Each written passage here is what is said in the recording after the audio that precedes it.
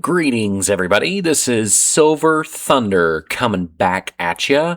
I am the extraordinarily ordinary gaming squirrel, and like I promised, we have made our return to Call of Duty. This time we're playing Modern Warfare 2 with the good old IWDX mod, or client, I guess I should say, with the MP bot Warfare mod installed. As you can see me booting it up there. That way we can simulate that multiplayer experience without the actual social angst of playing Call of Duty multiplayer for introverted little rodents like myself.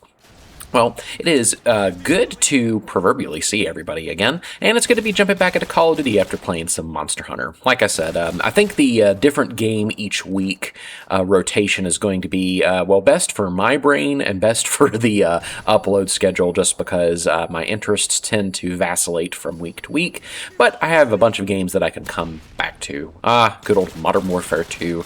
Plenty of times of high school Silver Thunder, and my human avatar as well, playing this game up into the wee hours of the morning, or until I invariably get quite irritated as my skill deteriorates as we continue to play. This one is a loss, if I remember correctly. But I really was proud of the number of kills I was able to rack up, so enjoy my play. Whether it is considered professional or not, definitely not, I would say.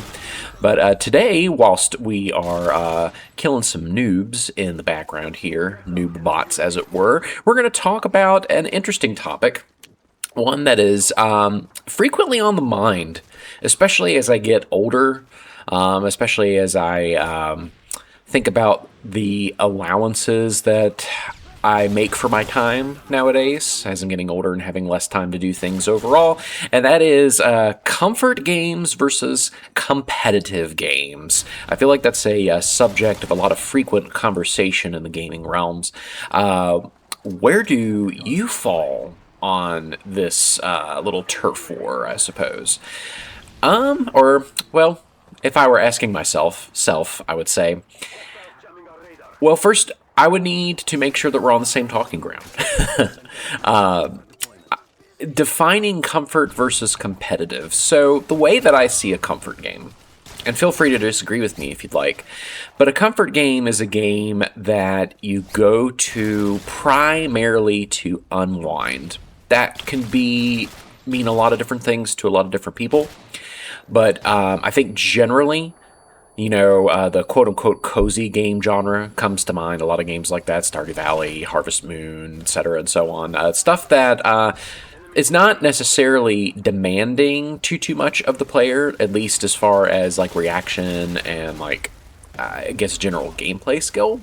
Like I said, that could be across the spectrum, because, Call of Duty here could be a comfort game for somebody. But it's a game that is ultimately one that you associate with stress relief and something that is usually very familiar, that you've sunk like a lot of time in, something that maybe you played as a kid, Spyro the Dragon. I mentioned that in my last video. That's a comfort game for me. I've always really enjoyed that game, and every now and again I'll just do a 100% playthrough just because it feels good, get a little bit of a nostalgia hit. So yeah, comfort games, it's in the name. You go to it to feel comfortable, to get cozy. Whereas competitive games, I think what most people think of is, well, what I'm playing here. Most of the Call of Duty games, multiplayer shooters, things like that. Things usually multiplayer focused, I would say. Things that are usually a really big test of skill, that feature mechanics that sometimes can be unforgiving when you're pitting your abilities against other players, which, hey, that's part of the reason why I'm playing against bots. But, hey, these bots are actually pretty... they can be pretty cheesy sometimes. But, competitive is also not limited to multiplayer games, I feel like. I feel like the games that feature really difficult mechanics or really difficult bosses, I think of Monster Hunter, I think of the Soulsborne games, I think of tactical games like XCOM. Those are games that really test your mettle as a gamer. Of course, I also come to Monster Hunter as a comfort game. So games can kind of, as I was kind of getting at before, dip their toes into both sides of the coin. So We have our comfort games, and we have our competitive games. We have to ask, that begs the question, between the two of them, which is better? Well, for me, and this may be because I'm a little older, I got two kiddos, two little kits that I'm trying to raise to make nests of their own one day and forage and have the skills that they need to survive. I tend to go to comfort games more than not. Like I said, this Call of Duty can be an exception. Sometimes I have the old nostalgic itch to scratch. But generally, I am going towards my comfort games more than anything else. Monster Hunter is a big comfort game for me. As I said, playing some of my old school nostalgia games. That's a big comfort thing for me. It's something that helps alleviate the stress. But there are times where I do have that itch, like I said, to play multiplayer games and also the competitive games like, the harder monsters in Monster Hunter, as well as, the Soulsborne games. Those are very fun and gratifying challenges. But I can't really say that I wouldn't say that one is objectively better than the other. A lot when it comes to the arts, and yes, video games are an art, there is a lot of subjectivity. What does the game do for you? How is it affecting you? Are you getting enjoyment out of it? Are you the kind of person that somehow, it's kind of inconceivable for me, but somehow is able to unwind with these kind of competitive shooters that can really make you mad at a moment's notice? Well, that's something that you have to evaluate for yourself. So, I want to see representatives of both team competitive and team comfort down in the comments below. Which one is better objectively, do you think? But I do think that both sides can have a capacity to be destructive to us. Of course, the competitive games is an easy target for this side of the discussion. Competitive games really, I think, can have an antithetical effect to what you come to video games to do largely, and that's to unwind and de-stress. And competitive games can really get you going, and by get you going, I mean me. I tend to get really aggravated very quickly, especially if I'm playing online with actual people for some reason. It's just a personality quirk / flaw of mine, I suppose. But so I know that that's something that I can only take in limited doses. When it gets destructive is, the good old-fashioned gamer rage when you see people, breaking keyboards and throwing controllers and busting up TVs and things like that, shouting, yelling, and screaming. Although it makes for some funny YouTube content, I suppose, especially back in the olden days whenever YouTube and gaming channels were a bit of an innovative thing. I just don't think it is that I think that is destructive behavior. And not only is it bad for the inanimate objects around you, but it's also bad for you. It's bad for the people that are around you. It's just, if it's fostering that much rage, and, just causing that sort of emotional, quote-unquote, release, then I would not recommend. I would say that would be a destructive pattern for you playing competitive games.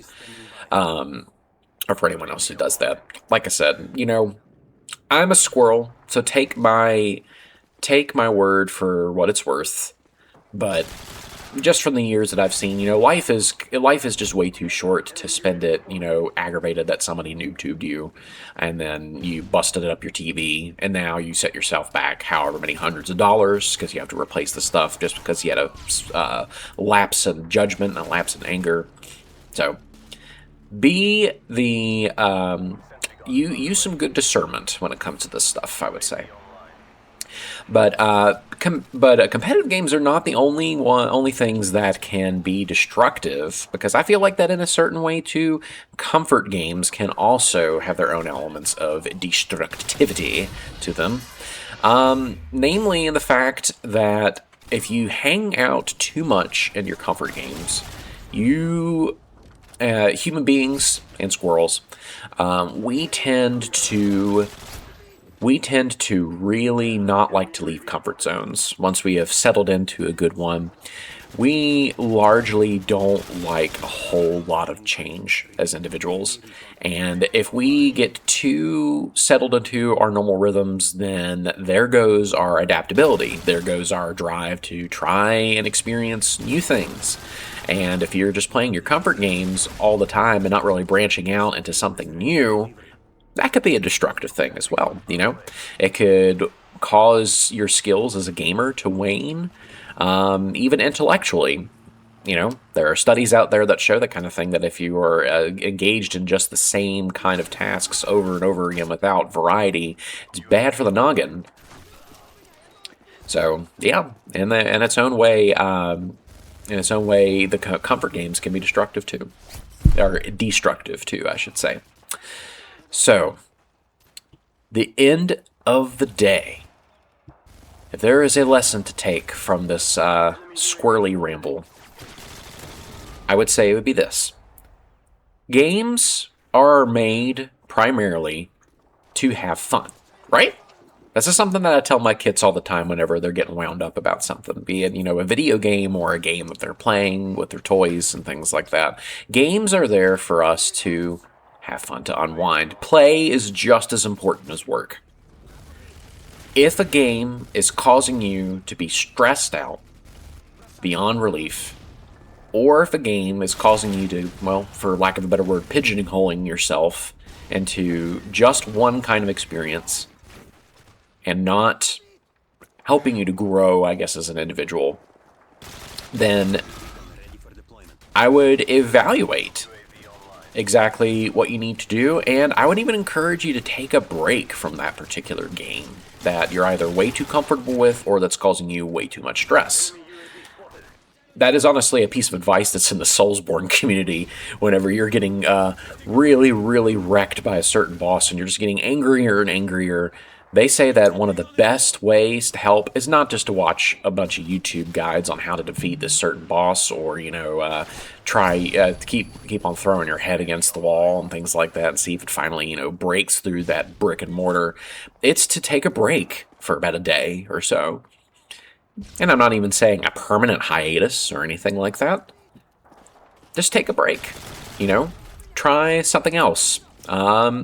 Maybe even not play games for a day, like not play games at all for a day. I know it's difficult because this is probably my primary way to de-stress, is to play games. But it's just something for consideration. More than anything else, we don't want these kind of things to... We don't really want games to necessarily rule our lives. I know I don't, at the very least. And whenever something is really making you that stressed out, that pent up, that angry, just affecting you on like a deep level, or if it's something that's really keeping you from branching out and experiencing more variety in things, then in a way it's kind of controlling you, And we really don't want that. I know I really don't want that. But, well... that is honestly the good summation of my thoughts about comfort games versus competitive games. What do you guys think? Please let me know in the comments. Throw up your thoughts below. Feel free to disagree with me, respectively, if you don't mind. Most importantly, just be respectful to others that might be commenting as well. And yeah, just like I said, let me know. Let me know what you think. I'm very curious to see what your thoughts are.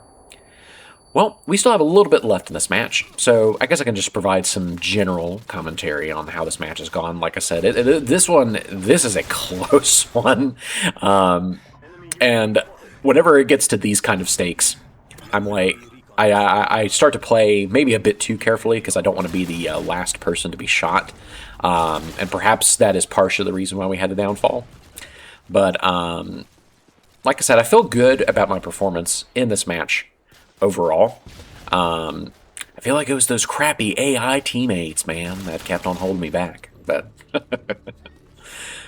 win or lose, this was a fun one. I really enjoyed playing through this match. It's funny getting these old juices from back in the high school day working again when it comes to Call of Duty. And Modern Warfare 2 still feels as good to play now as it did all those years ago whenever we first fired them up back in 2009. But yeah, unfortunately, that is a loss right there.